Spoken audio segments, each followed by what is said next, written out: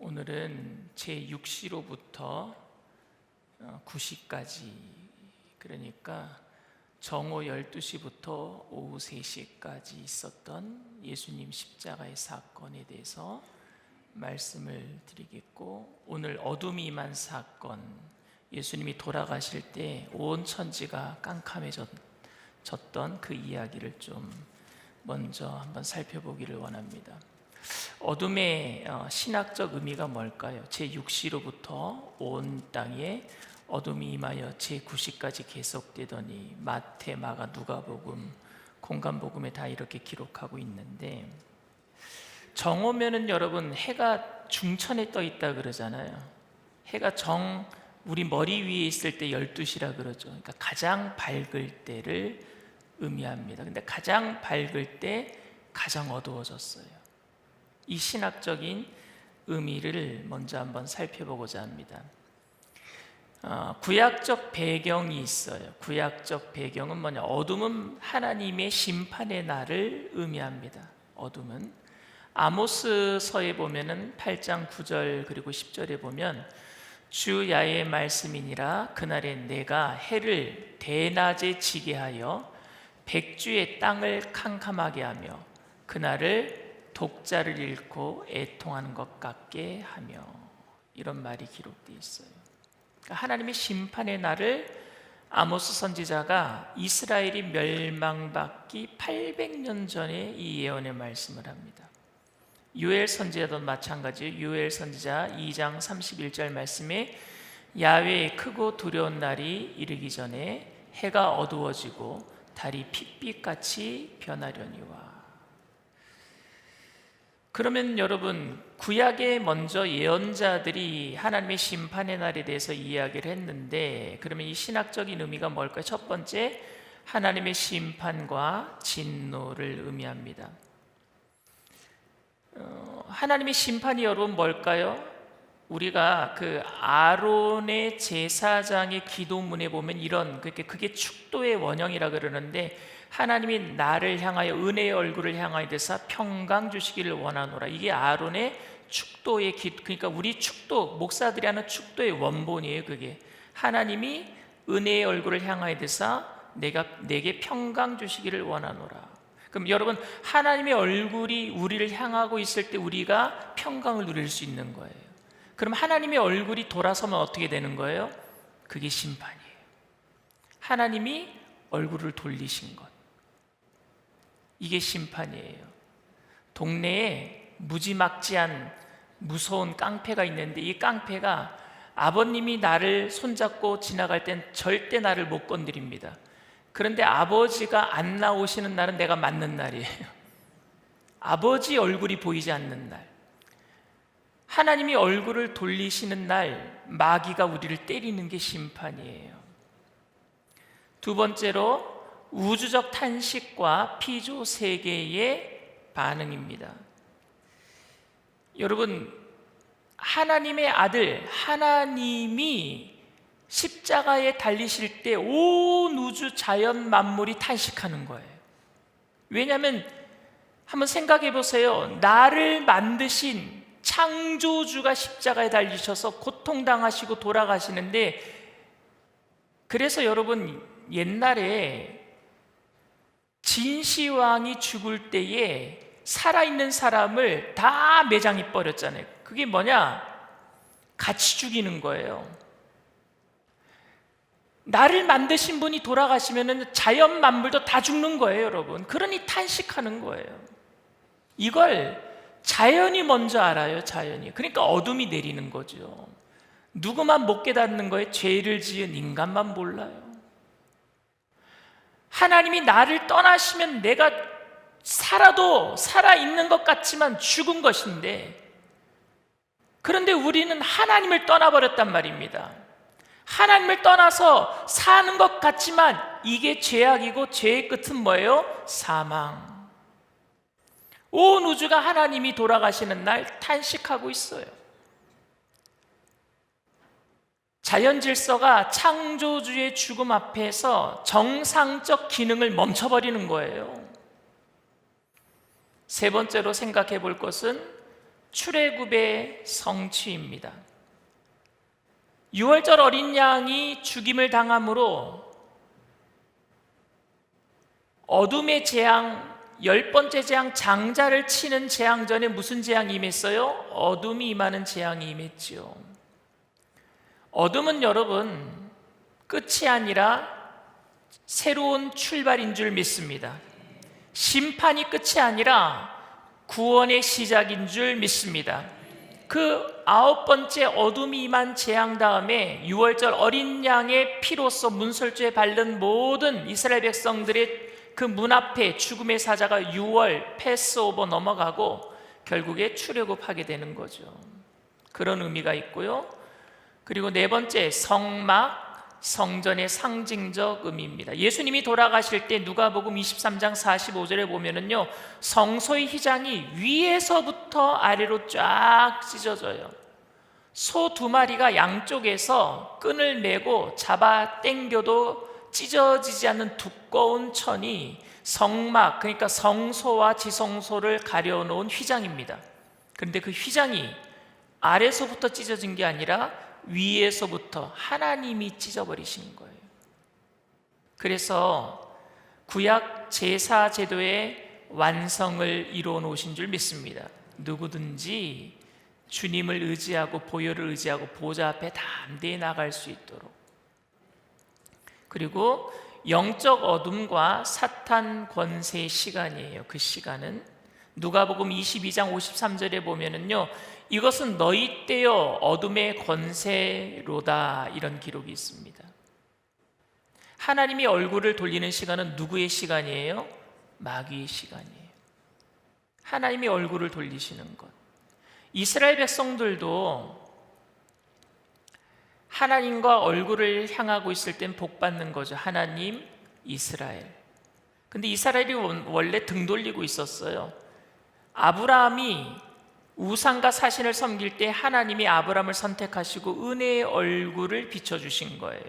그때 아브라함이 하나님을 믿게 된 거죠. 얼굴을 돌리고. 그래서 이게 복의 관계예요. 하나님과 얼굴을 맛보는 관계가 복을 받는 관계예요.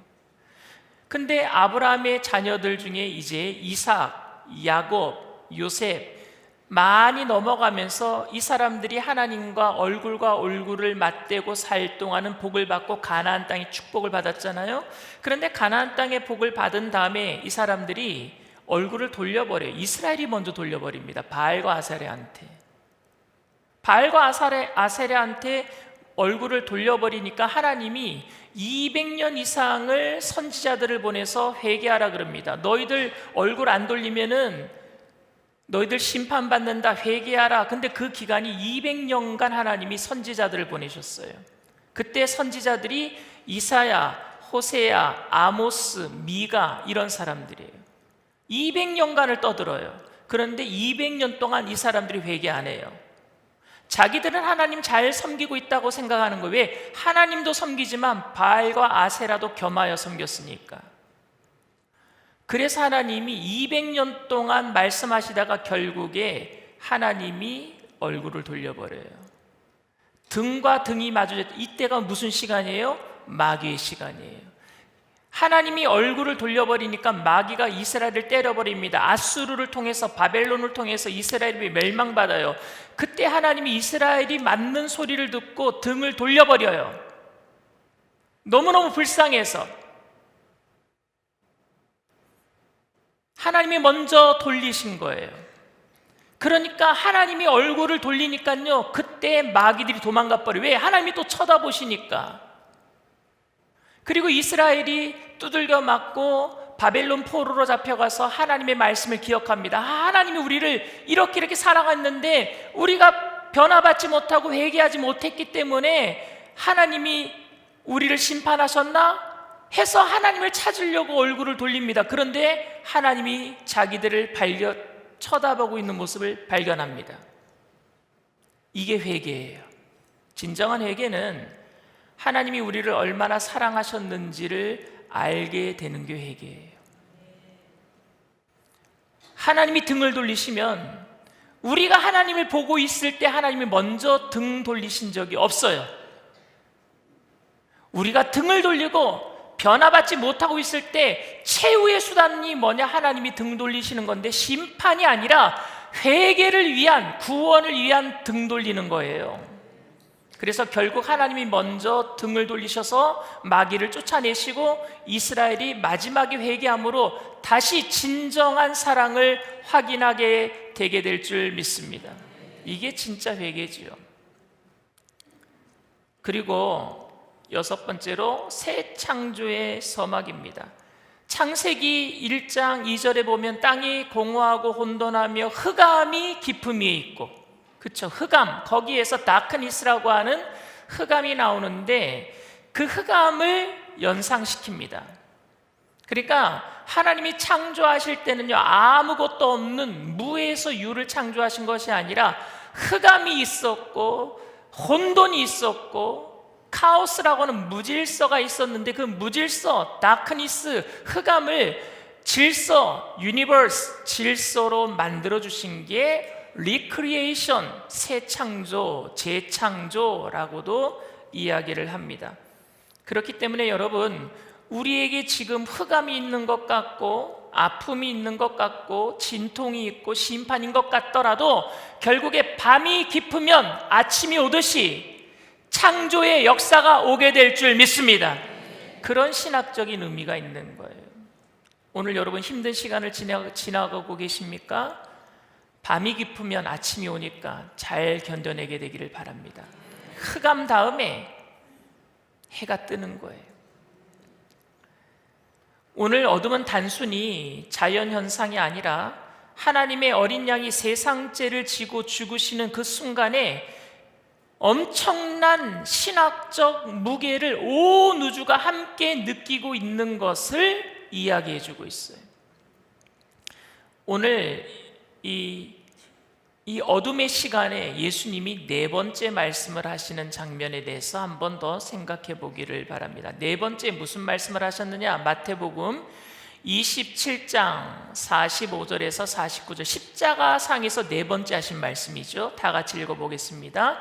제6시로부터 온 땅에 어둠이 임하여 제9시까지 계속되더니 제9시쯤에 예수께서 크게 소리질러 이르시되 엘리 엘리 라바 사막다니 하시니 이는 곧 나의 하나님 나의 하나님 어찌하여 나를 버리셨나이까 하는 뜻이라. 거기 섰던 자 중 어떤 이들이 듣고 이르되 이 사람이 엘리야를 부른다 하고 그 중에 한 사람이 곧 달려가서 해면을 가져다가 신포도주에 적시어 갈대에 깨어 마시게 하거늘 그 남은 사람들이 이르되 가만두라 엘리야가 와서 그를 구원하나 보자 하더라. 엘리 엘리 하니까 엘리야를 부르는 줄 알고. 여러분, 예수님이 이 아람어거든요. 엘리 엘리 라바 사박다니. 헬라어로 고쳐 쓴 게 이제 우리나라로 고쳐 쓴 게 나의 하나님 나의 하나님 어찌하여 나를 버리셨나이까 라는 뜻이죠. 예수님이 십자가에 달리신 지 한 6시간 지나신 것 같아요. 그러니까 얼마나 몸이 연약하셨으면 6시간 만에 운명하신 거죠. 생명이 조금 질기고 긴 사람들, 좀 건강한 사람들은요 일주일도 매달려서 안 죽는데요. 근데 예수님은 6시간 만에 돌아가셨어요. 오전 9시 제3시에 달리셨는데 정오 12시 제6시쯤 되면서 어둠이 임하기 시작합니다. 대낮인데 어두워졌어요. 그리고 제9시쯤 되어서 오후 3시쯤 되어서 예수님이 엘리 엘리 라바 사박다니 라고 말씀하셨어요. 여러분, 하나님 나의 하나님 어찌하여 나를 버리셨나이까 이렇게 기도를 하셨어요. 그런데 예수님은 이제껏까지 한 번도 하나님을 나의 하나님이라고 부른 적이 없습니다. 예수님은 하나님과 나는 하나요, 하나님을 늘 아버지라고 불렀어요. 아바 아버지라고 불렀습니다. 여러분, 대표적인 기도가 겟세마네에서 기도하실 때 예수님이 이렇게 기도하셨어요. 아버지여, 할 수만 있거든 이 잔을 내게서 거두어 주소서. 할 수만 있거든. 근데 뭐라고 불렀어요? 아버지라고 불렀습니다. 그런데 겟세마네 기도한 지 이제 하루 정도 지났나요? 금요일 날, 목요일 날 저녁에 잡히셔서 금요일 날 새벽에 심판 다 받으시고, 그리고 금요일 날 아침 오전 9시에 달리셨으니까 채 하루도 지나지 않았는데 예수님의 기도가 아버지에서 하나님이라고 하는 호칭으로 바뀌어버렸습니다. 저는 왜 예수님이 아버지라고 부르지 못하고 하나님이라고 불렀을까? 당신이 이 세상의 모든 죄를 다 짊어지셨기 때문에, 죄인의 모습이기 때문에 이제는 감히 죄인으로서 아버지라고 부를 수 없었겠다라고 하는 신학적인 입장 말고,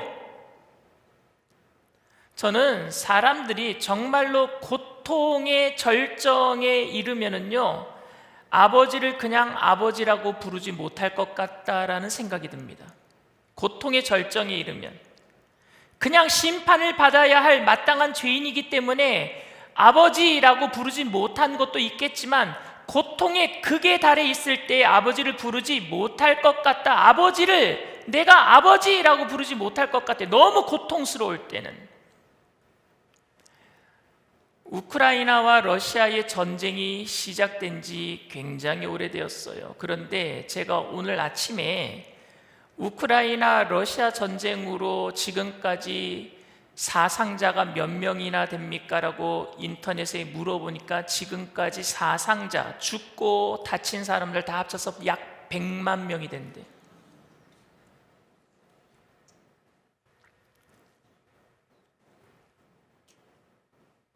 어느 날 갑자기 살고 있는 집에 미사일이 떨어지는 거예요. 거기에는 예수 믿는 사람들도 있어요. 우리 선교사님들도 거기에서 지금 열심을 다해서 선교 활동을 하고 있어요. 그들이 그 무너진 파편 더미, 건물 더미 앞에서 뭐라고 부르실 것 같습니까? 오 하나님, 어찌하여 이런 고통이 우리에게 일어납니까? 이렇게 말하지 않겠습니까? 오 아버지여, 이렇게 하겠어요? 오 하나님, 어찌하여 우리에게 이런 일이 일어납니까? 이렇게 부르짖을 수밖에 없을 것 같아요. 하나님을 아버지라고 부를 수 없는 절망의 끝자락에서 부르짖는 소리가 나의 하나님이란 소리예요. 절망의 끝자락에서, 그 고통 중에 고통 속에서,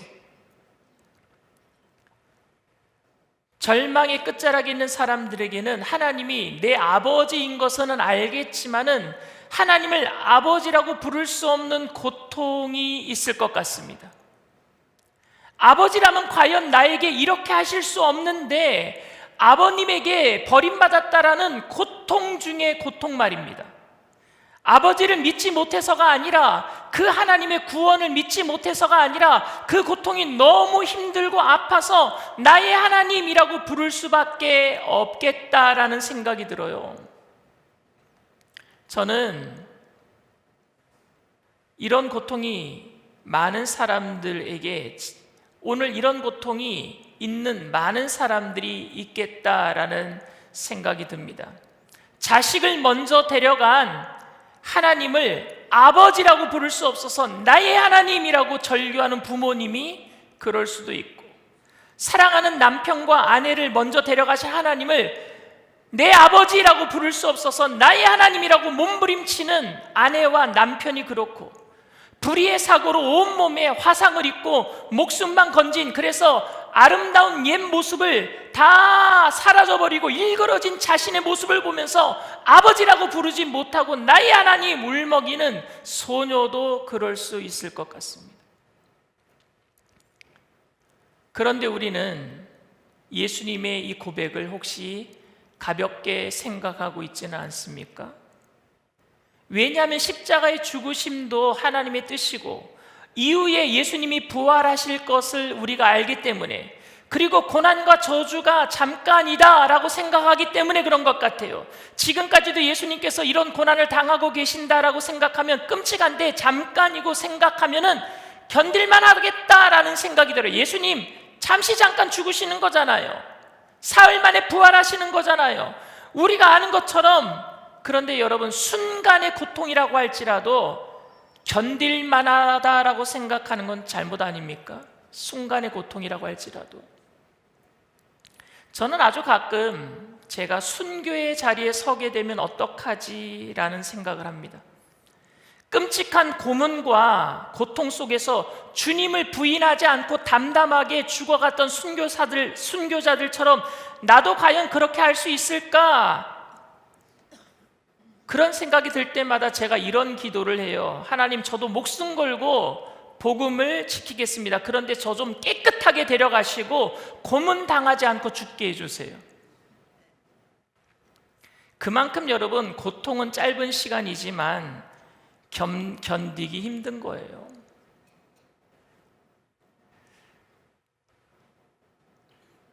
제가 목이 너무 아파서, 그래서 작년에 기침 많이 할 때 우리 교회 권사님 한 분이 좋은 이비인후과를 소개시켜 주셔서, 그래서 강남에 어떤 이비인후과 가서, 저는 그날 모르고 갔어요. 정말 모르고, 그날 있을 일을 알았다면 안 갔을 것 같아요. 근데 모르고 간 거예요. 근데 그날 생짜배기로 내시경을 3번 했어요. 코로 1번, 입으로 2번. 코로 하는 건 참을 수 있을 것 같아요. 코로 집어넣는 건. 근데 입으로는요, 이만한 권총 같은 게 길이가 20cm는 돼요. 근데 그게 휘어지는 게 아니라 식도 안으로 그냥 들어와요. 그 권총 같은 끝에 카메라가 달린 건 같은 것으로 저한테 쑤셔 넣는 거예요. 그걸 2번 했어요. 그 짧은 고통도 다시는 하고 싶지 않아요. 예수님께서 저주를 받으셔서 지금 십자가의 고통을 받고 계시지만 결국 사흘 만에 부활하시고 승리하실 것이니까 지금 괜찮다 말할 수 있겠습니까? 절대 그럴 수 없는 것은 그 고통의 순간이 길든 짧든 그 순간에 느끼는 절망 때문에 주님의 탄식이 우리에게 정말 고통스러운 것이겠구나 느껴져야 되는 것 아닙니까? 이 절망의 절규가 바로 우리 때문에 주님께서 당하신 것을 우리가 깨닫게 된다면, 이 예수님의 나의 하나님 나의 하나님 엘리 엘리 라바 사박다니 어찌하여 나를 버리셨나이까 라는 그 절규에 우리는 몸서리쳐야 되는 거예요. 왜냐하면 그 절규는 내가 외쳐야 될 절규였는데, 내가 그 죄값을 받아야 된 죄인이었는데 나 대신해서 당하신 절규이기 때문에 그 고통 앞에 내가 몸서리쳐야죠. 예수님은 어찌하여라는 뜻은 뭐예요? 왜죠, 왜? 이유를 묻는 기도로 하셔서 어찌하여 나를 버리셨나이까? 대부분의 사람들은 고통당할 때 그렇게 기도합니다. 어찌하여 이런 일이 나에게 일어났습니까? 왜 내게 하나님 이런 일이 일어났습니까? 그런데 여러분, 이거는 이유를 알고 싶어서 묻는 질문이 아니라 사실 정말 고통스럽다라는 의미 아닙니까?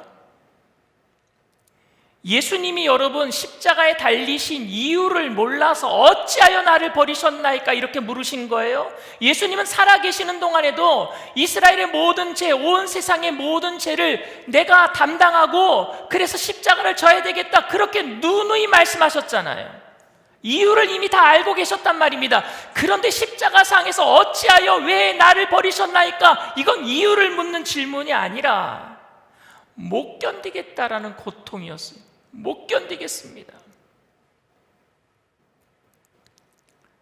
그런데 우리는 너무너무 힘들어서 어찌하여 왜? 라고 묻는 사람들에게, 견디기 힘들다라고 말하는 사람들에게 우리는 자꾸만 이유를 설명해 주려고 해요. 누가 고난을 당하면 어찌하여 내게 이런 고난이 왔습니까? 묻는 사람에게 그래, 너 11조 안 드려서 그래, 주일 성수 안 해서 그래, 하나님 말씀 안 지켜서 그래, 자꾸만 이유를 설명해 주려고 그래요. 저는 하나님을 잘 섬기는 경건한 사람들은 왜? 라는 질문을 가장 힘들고 어려운 삶의 끝자락에 할 수밖에 없다고 생각합니다. 믿음이 좋으신 분들은 참을 수 있는 부분이 있으면 잘 참고 이해하고 노력합니다. 웬만해서는 어찌하여 왜? 라는 질문을 하지 않습니다. 스스로 성경 속에서 질문에 대한 답을 찾아내요. 고통에 대한 답을 찾아냅니다. 그런데 정말 힘들어질 때, 고통스러울 때는요, 어쩔 수 없이 하나님 어찌하여 나를 버리셨나이까? 라고 이야기할 수밖에 없어요. 그런데 그렇게 고통받고 힘들어하는 사람들에게 우리는 자꾸만 이성적인 대답을 해주려고 그래요. 욥이 그랬어요. 욥이 너무너무 힘들어하고 있을 때 아내가 와서 이런 얘기를 합니다. 당신이 그래도 자기의 온전함을 굳게 지키느냐? 하나님을 욕하고 죽어라. 욥이 이렇게 얘기를 합니다. 그대의 말이 한 어리석은 여자의 말 같도다. 우리가 하나님께 복을 받았은즉 화도 받지 아니하겠느냐. 이때 것까지는 고통이 그래도 참을만 했던 것 같아요. 욥이 그래서 이성적인 대답을 하는 거예요. 그렇게 힘들음에도 불구하고 믿음 지키려고 욥의 아내에게 이성적인 답을 합니다. 그런데 드디어 고통 중에 고통이 올 때 욥이 무슨 얘기를 하는 줄 아십니까? 어찌하여 고난당하는 자에게 빛을 주셨으며 마음이 아픈 자에게 생명을 주셨는고. 어찌하여. 그러니까 이 대답을 듣고 엘리바스, 빌닷, 소발이라고 하는 세 친구가 찾아와서 네가 악을 밭갈고 독을 뿌렸으니까 그렇게 된 거 아니느냐. 내 시작은 미약하였으나 내 나중은 창대하리라. 회개해라. 자꾸만 이유를 설명합니다. 힘들어서 아파서 어찌하여라고 했는데 세 친구는 자꾸만 이성적인 대답으로 네가 왜 고통당하는 줄 아느냐? 죄지었기 때문이야. 회개해라. 그러면 시작은 미약하였으나 나중은 창대하게 될 거야.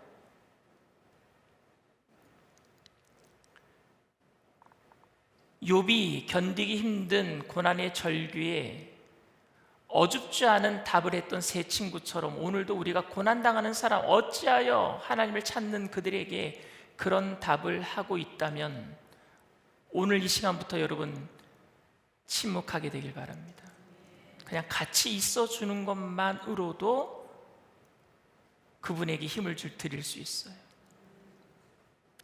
오늘 예수님의 이 질문에 누가 어떤 대답을 할 수 있겠습니까? 어찌하여 나를 버리셨나이까?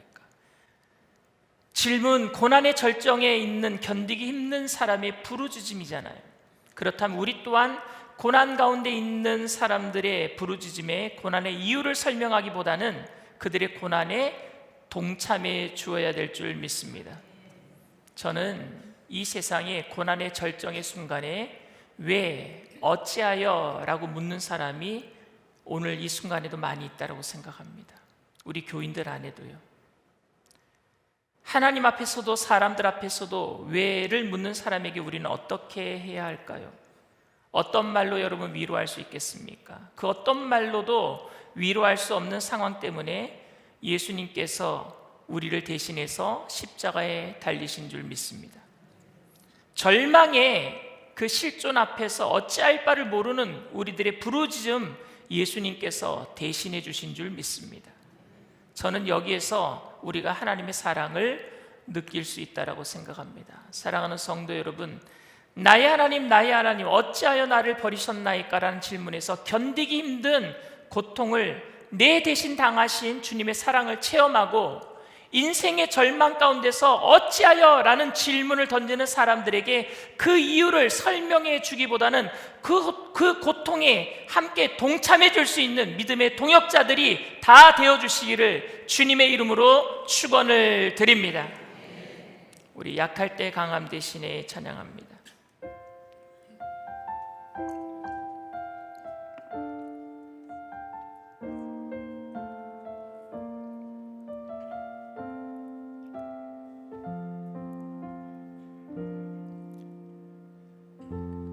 약할 때 강함 되시네 나의 보배 되신 주 나의 모든 것.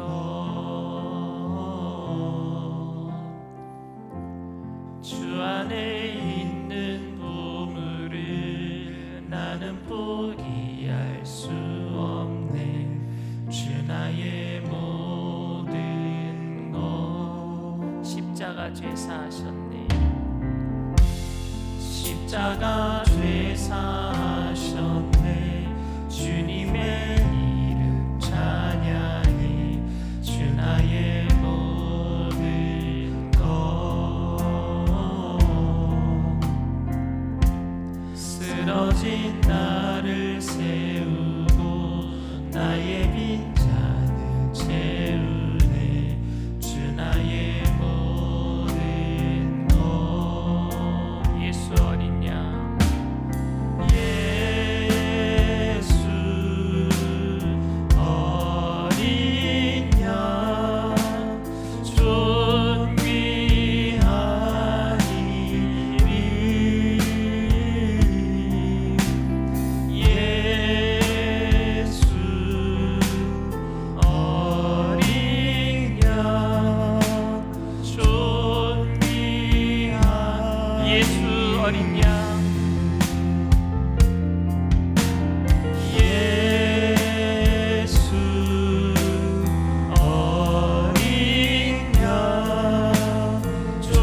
존귀한 이름.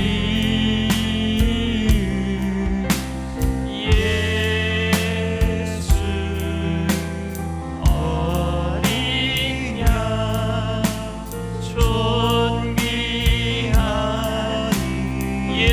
어린 양, 예수 어린 양, 예수 어린 양, 존귀한 이름. 예수 어린 양, 존귀한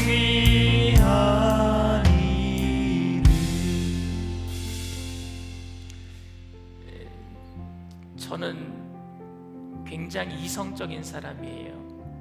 그래서 결혼한 지 이제 28년째인데 살면서 아내에게 뭔가 잘못된 일이 보이면은요 지적하고, 이건 이래서 그렇다 저건 저래서 그렇다. 아내는 공감해 달라고 저한테 얘기를 꺼냈다가 오히려 혼이 난 적이 되게 많아요. 근데 요즘은 제가 많이 바뀌었어요. 뭐라고 얘기하면 아 그렇구나, 그랬어. 아내에게 물어보세요. 내가 지금 그렇게 얘기하고 있는지. 주님 앞에 나오는 우리들에게 예수님이 어떻게 말씀해 주시겠어요? 아 그랬구나, 얼마나 아프겠니. 우리를 더 안아주실 줄 믿습니다. 힘들고 어찌하여 왜를 묻는 우리에게 정답을 알고 계시지만 말씀으로 지적질하시는 것이 아니라 끌어안아 주시는 그 예수님의 사랑이 우리를 변화시켜 주시고, 또 우리 또한 그렇게 살아갈 때 우리 가정이 변화되고 이 땅에 모든 갈등이 사라지게 될 줄 믿습니다. 주님, 우리가 그 예수님의 사랑, 그 놀라운 사랑을 입었는데 그 사랑으로 우리들도 살게 하여 주시옵소서. 우리 주님 세 번 부르고 통성으로 간절히 기도합니다.